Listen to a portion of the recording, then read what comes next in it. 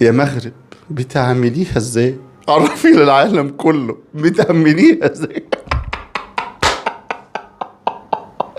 معلش معلش يا مغرب، معلش، تتعوض يا حبايبي، والله العظيم.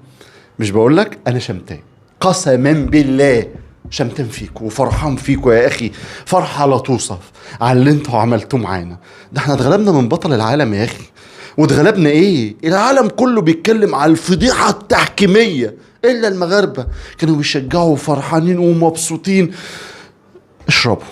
والنهارده ايه؟ مغلوبين كورة، متداس عليكم كورة. اقسم بالله لولا ياسين بونو لا تشيلوا 5-6. قسما بالله الشوط الاول يخلص 3-0 والشوط التاني يخلص 4-0 مع الرأفة كده. بس ياسين بونو هو اللي قلل الفضيحة شوية. يا راجل ده انت الشوط الاول ما شطتش كورة، مش على الثلاث خشبات، حتى كنت لو اصطدت عصافير احصائيات ما عملتش دي. الشوط التاني هجمتين، اول شوط على الجون في الدقيقه 83. والله العظيم منتخب فشيخ يا جدعان. لا كلكم. والاخ جواد بده يقول لك وصيف بطل العالم بيلاعب بطل افريقيا. جبتها منين دي؟ جبتها منين يا جواد يا حبيبي؟ جبتها منين بطل افريقيا دي؟ باشا بطل افريقيا معروف، اللي بياخد 7 القاب في الملعب ما بياخدهاش بالكولسه وبلقشع وبقرار. بعد السنغال ما خدت البطوله والكاس ورفعته وروحت بيه بعدها بشهرين. الكولسه معروف. صيح يا جواد. جواد بيتكلم شرف وفخر. صيح يا جواد، صياحك اقترب انت وكل المغاربه اللي كانوا بيشجعوا ضدنا. صياحك طرب، صياحكوا طرب. معلش انا عارف القهرة جامدة والله. معلش الولا كيليان امبابي هاتها يا بونو من الشبكة. ديمبلي هاتها يا بونو من الشبكة. معلش اصل يرجع يقول لك في الاخر احنا رحنا لكاس العالم، بس فشل السنة دي، فشل. انت كنت واخد الرابع، المرة دي انت تبعت من دور الثمانية، ده فشل. لكن انا مصر انا طلعت من دور ال16 بالحكام والكولسه. انتوا ما شفتوش ولا ايه؟ ما شفتوش؟ العالم كله بيتكلم.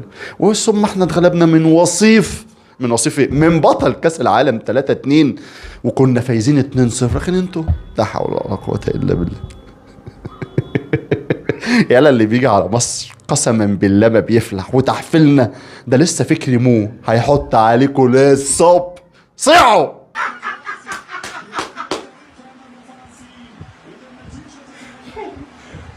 هتاخدوا كاس العالم.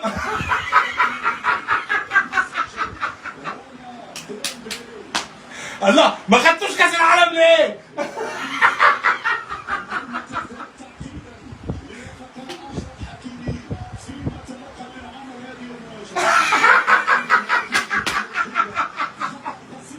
معلش يا جماعه، معلش،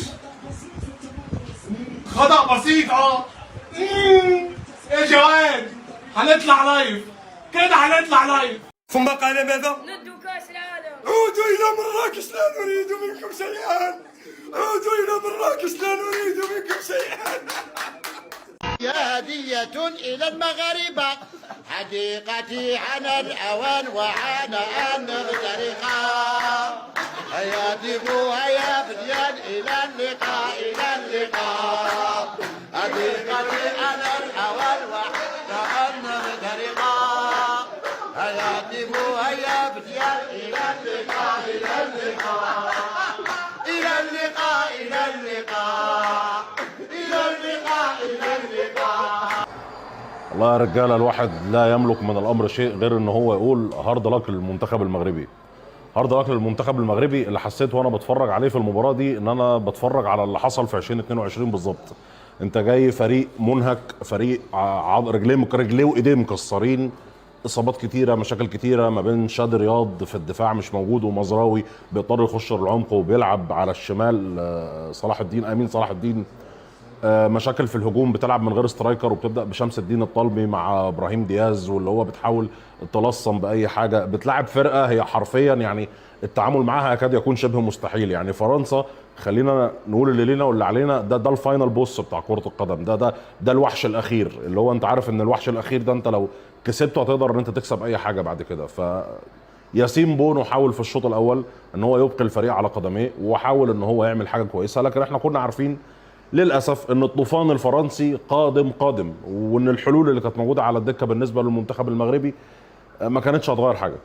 يعني فروق المستويات، مش هقول حتى مش تكتيك وخطط، ولكن فروق المستويات الفرديه ما بين اللعيبه يعني مجنونه بمعنى كلمه مجنونه، اللي هو انت بتبقى قاعد بتتفرج على الحاجه مش مستوعب ومش فاهم قد ايه الفروقات اللي موجوده كبيره جدا وشاسعه جدا ما بين الطرف ده وما بين الطرف ده على مستوى الافراد المتاحه. كفايه ان انت لما بتحب تطلع ديزري دوي بتنزل برادلي باركولا، ولما تحب تطلع كيليان امبابي انت عندك اختيار ما بين ماركوس تورام وجون فيليب ماتيتا واكتر من لاعب ممكن ان انت تنزلهم في الملعب، وكل واحد يقدر ان هو يخلق خطوره مختلفه. فمن كل قلبي بصراحه هارد لك المنتخب المغربي، يعني حاولت اللي عليك وزياده، لكن الفوز على فرنسا يبدو وكانه شبه مستحيل يا جماعه. فالحماق صاحبي وشنو هذا؟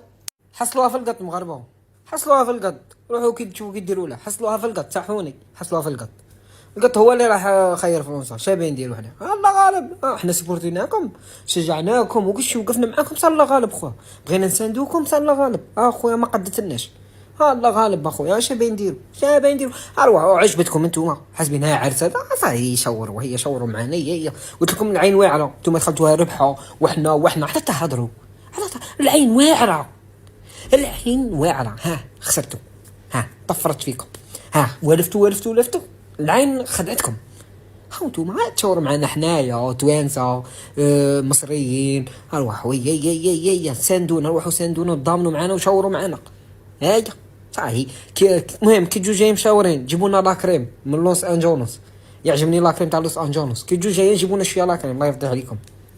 معليش مغاربه ما كتبتش، مكتوب حصلوها في المكتوب ما كتبتش. لا غالب ديجا كاس العالم كاس العالم ولا تاخذ دراهم دروك صاي ما يشكر قادم صحفوني. أصدقائي، كما شفنا في الفيديو، الإعلام المصري كيتشفى في المنتخب المغربي بعد الخسارة أمام المنتخب الفرنسي في ربع نهائي كأس العالم. طريقة كيهضر كيشنا كيقول لك أن المنتخب المصري هو بطل كأس إفريقيا في 7 مرات، وحنا ربحنا عيب الكولاسة. ما ننساش بأنهم هما اللي ربحوا بالكولاسة في هذيك 7 ألقاب اللي جينا نشوفوا. كانوا 3 ألقاب كانوا فاش كانوا غير 3 الفرق في كأس إفريقيا، والباقي بالكولاسة. من بعد ما مات عيسى حياته ما بقاوش يحلموا بالألقاب ديال كأس إفريقيا، ومن بعد ما ولا الفار ما بقاوش كياخذوا كأس إفريقيا.